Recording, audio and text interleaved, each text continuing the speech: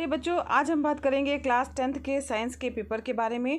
तो पेपर के पैटर्न को भी हम देखेंगे, साथ ही आपका जो हाफ ईयरली एग्ज़ाम है वो उसके लिए इम्पोर्टेंट क्वेश्चन की भी हम चर्चा करेंगे। तो यहाँ पर आपको जैसा कि पता है कि क्लास 10th में जो आपका पेपर होने वाला है वो 70 नंबर का होने वाला है। और ये 70 नंबर भी बहुत ही इंपॉर्टेंट बात है, और ये पहली बार हो रहा है कि आपके ये 70 नंबर भी 2 भागों में डिवाइडेड है। यानी आपका प्रश्न पत्र जो है वो 2 खंडों में विभाजित होगा। पहला जो होगा खंड वो होगा आपका बहुविकल्पीय प्रश्नों का, जिसमें आपके 20 क्वेश्चन आएंगे बहुविकल्पीय प्रश्नों के, और 50 नंबर का जो है आपका डिस्क्रिप्टिव टाइप का क्वेश्चन आएगा, जो कि उसके लिए आपको कॉपी मिलेगी, उसमें आपको उसके आंसर देने होंगे। तो जो आपके 20 नंबर के क्वेश्चन होने हैं उसके लिए OMR शीट आपको दी जाएगी। OMR शीट में आपको गोले काले करके उनके आंसर को देना है। तो कैसे OMR शीट भरना है, कैसे फिल करना है, कैसी OMR शीट आएगी, इसका वीडियो पहले ही से ही चैनल पर डला हुआ है, आप विजिट कीजिए, प्लेलिस्ट पर जाइएगा और उसको आप देख सकते हैं। तो यहाँ पर आज हम चर्चा करेंगे आपके हाफ ईयरली एग्जाम के लिए आने वाले महत्वपूर्ण प्रश्नों की। तो जो ये आपका पेपर है वो बहुविकल्पीय प्रश्नों से रिलेटेड है, और यहाँ पर 20 क्वेश्चन दिए रहेंगे, हर क्वेश्चन का 1-1 नंबर है। यहाँ पर जो बहुविकल्पीय प्रश्न है उसमें कुछ फिजिक्स के रहेंगे, कुछ केमिस्ट्री के रहेंगे और कुछ जो है आपके बायोलॉजी के रहेंगे।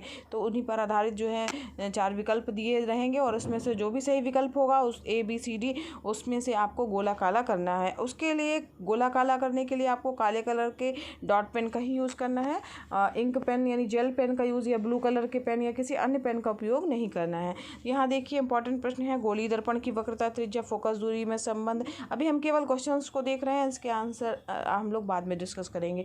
स्वस्थ नेत्र के लिए स्पष्ट दृष्टि की न्यूनतम दूरी, ये भी आपको पता ही होगा, ठीक है। वाहनों में जो है वो वस्त्र दृश्य दर्पण के रूप में प्रयोग किया जाता है। इसके बाद किस रंग के प्रकाश का प्रकीर्णन सबसे कम होता है, बिजली के बल्ब में फिलामेंट जो होते हैं वो किस चीज़ के बने होते हैं, विद्युत धारा का मात्रक क्या है, और फोकस दूरी और डायोप्टर का संबंध हम लोग पढ़ ही चुके हैं। फिर यहाँ पर देखिए रासायनिक, वो तो फिजिक्स के क्वेश्चन थे। अब उसके बाद जो है क्वेश्चन जो है वो आपके केमिस्ट्री से रिलेटेड है। तो यहाँ पर रासायनिक अभिक्रिया में भाग लेने वाले पदार्थ को क्या कहा जाता है, संगमरमर का रासायनिक फार्मूला क्या होता है।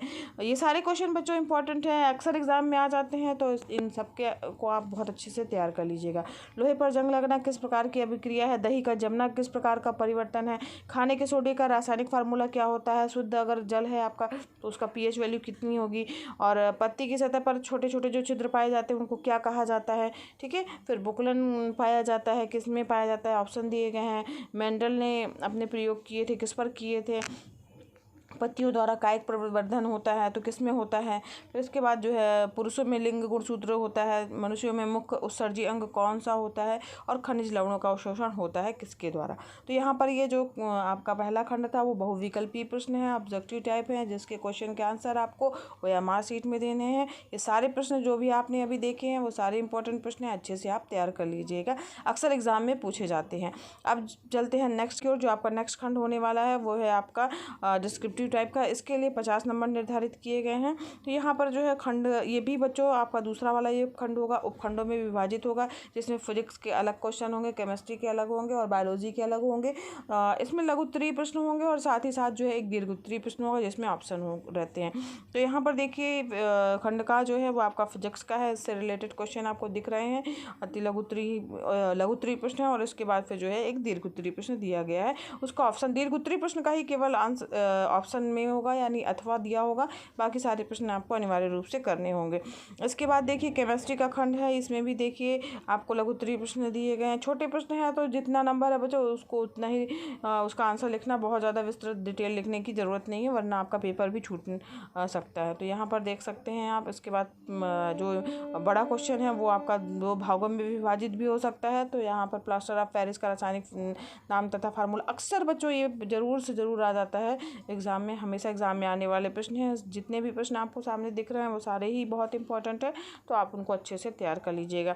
नेक्स्ट जो है खंड है आपका खंड का, जो कि आपका बायोलॉजी से रिलेटेड होगा। तो इसमें भी क्वेश्चन जो रहेंगे वो लघु उत्तरीय प्रश्न पहले दिए होंगे, इसके बाद लघु उत्तरीय के बाद फिर दीर्घ उत्तरीय प्रश्न होगा, जिसका कि अथवा आपका दिया होगा।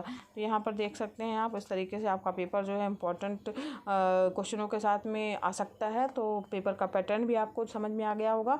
और 30 नंबर 70 नंबर का नंबर टोटल आपका पेपर होगा और 30 नंबर आपके जो है वो आपके मासिक परीक्षा, प्रैक्टिकल और प्रोजेक्ट के लिए निर्धारित किए गए हैं। तो बच्चों, अगर आपको वीडियो हेल्पफुल लगा हो तो ज़रूर लाइक कीजिएगा, चैनल पर नए हैं तो सब्सक्राइब कीजिए, साथ ही बेल आइकन भी प्रेस कीजिएगा ताकि आपको नए वीडियो का नोटिफिकेशन मिलता रहे। प्लेलिस्ट को भी विजिट कीजिए, वो आपके लिए हेल्पफुल हो सकती है। धन्यवाद बच्चों, मिलते हैं एक नेक्स्ट वीडियो क्लास में।